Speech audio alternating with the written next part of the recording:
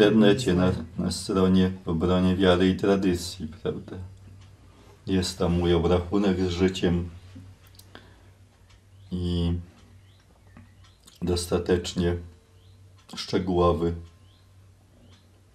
Więc jak będą takie pytania, to będę odpowiadać jak Piłat. Com napisał, napisałem. Do tego co dodać, no nie wiem, nie mam tekstu przed sobą, żeby się nad tym zastanawiać. Najwyżej otoczenie, tak, w którym jesteśmy. Tak. Przechodzili Państwo koło Starego Domu, w powieści opisanego w Wejdź do radości jako muzeum domowe, w którym ja zastanawiam się, potem zasypiam i widzę scenę swojej śmierci. Czy będzie to muzeum, tego nie wiem, to już sprawa tych, którzy będą tutaj mieszkać.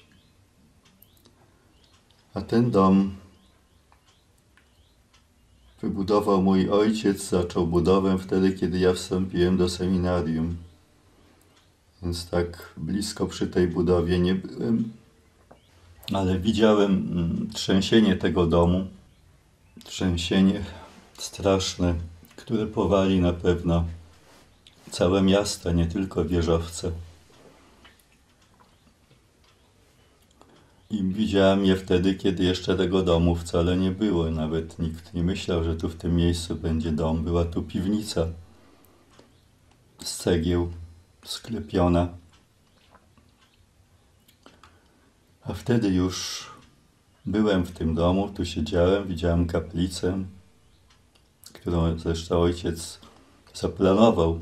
Przesiedział wojnę w Oflagu, w Murnau i tam modlił się w kaplicy podziemnej i kiedy tutaj zaczął budować dom, to też marzył o tym, żeby jakby wskrzesić tamten czas i mieć kaplicę w podpiwniczeniu, no ale już tego nie doczekał, żebym ja tutaj wrócił po studiach na Kulu i tę kaplicę urządzał.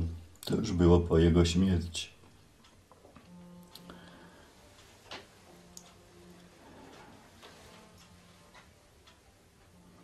Jest to miejsce, w którym wychowałem się od 3. roku życia.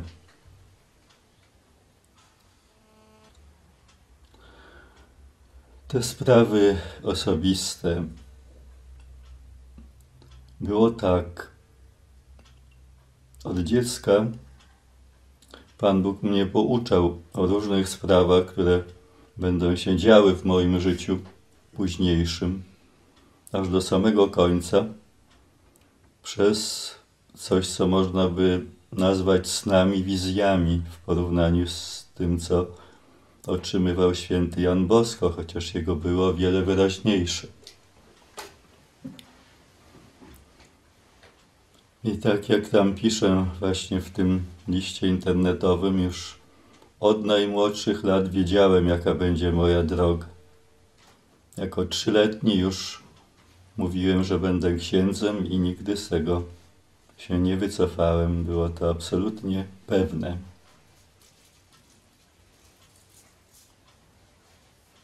Ale dopiero teraz, pod koniec życia, bo jestem przekonany, że ten koniec jest blisko, dowiedziałem się w tych ostatnich latach ubiegłym i tym o swoim zadaniu, jakie mam do wypełnienia właśnie w ostatnich miesiącach życia. I to chyba jest ważne, żebyśmy tutaj o tym porozmawiali, prawda? Przedtem nie zdawałem sobie z tego sprawy, że te moje sny, wizje przydadzą się komuś jeszcze, jakiemuś szerszemu ogółowi. Niechcący stałem się w cudzysłowie ekspertem w ocenianiu różnych orędzi, przesłań, tekstów. Pytają mnie, różnymi drogami docierają do mnie z pytaniami, co myśleć o tym, o owym, o takim kształcie, innym wydarzeń, więc oczywiście nie wszystko potrafię wyjaśnić, ale wiele rzeczy staje mi przed oczyma, staje przede mną otworem i mogę powiedzieć, że tak i tak, albo zupełnie przeciwnie.